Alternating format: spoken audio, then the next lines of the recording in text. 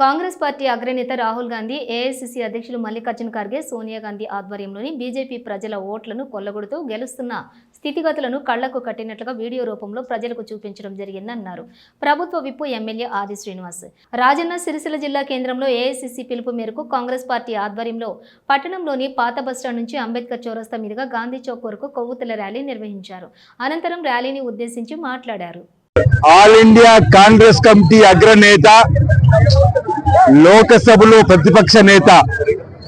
శ్రీ రాహుల్ గాంధీ గారు, పెద్దలు శ్రీ మల్లికార్జున్ ఖర్గే, సోనియా గాంధీ గారి నాయకత్వంలో ప్రజా పోరాటాలు చేస్తూ ముందుకు పోతున్నటువంటి తరుణంలో నరేంద్ర మోడీ గారి నాయకత్వంలో భారతీయ జనతా పార్టీ ఓట్లను దొంగలిస్తూ గెలుస్తున్నటువంటి వైనాన్ని కండ్లకు కట్టినట్టుగా ఓ సినిమా వీడియో రూపంలో దేశ ప్రజలందరికీ కూడా చూపించినటువంటి సందర్భంలో దేశం యావత్తు కూడా భారతీయ జనతా పార్టీ గెలుపు ఈ విధంగా దొంగ ఓట్లను సృష్టించుకొని గెలుస్తున్నారని చెప్పినటువంటి భావన కలిగిన సందర్భంలో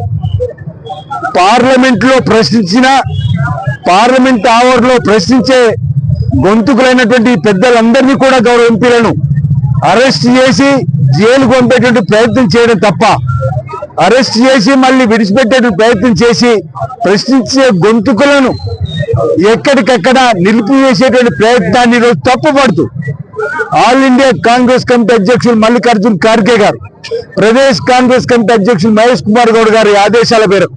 ఇక్కడ గౌరవ ముఖ్యమంత్రి రేవంత్ రెడ్డి గారు, లోక్సభలో ప్రతిపక్ష నేత రాహుల్ గాంధీ గారి ఆదేశాల మేరకు ఈ రోజు భారతదేశ వ్యాప్తంగా కూడా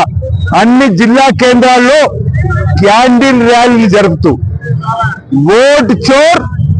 గద్దె చోర్ అనే నినాదంతో ఈరోజు కాంగ్రెస్ పార్టీ నాయకులు, ప్రజాప్రతినిధులు, ప్రజాస్వామిక వాదులు ఈరోజు జిల్లా కేంద్రాల్లో క్యాండిల్ ర్యాలీతో మా నిరసన వ్యక్తం చేస్తూ ముందుకు వచ్చినటువంటి వైనం ఈరోజు రాజన్న సిరిసిల్ల జిల్లాలో ఈరోజు అన్ని వర్గాల శ్రేణులు, కాంగ్రెస్ పార్టీకి సంబంధించిన SC cell, ST cell, BC cell, minor cell, మహిళా cell, Kisan cell, NSA, youth Congress,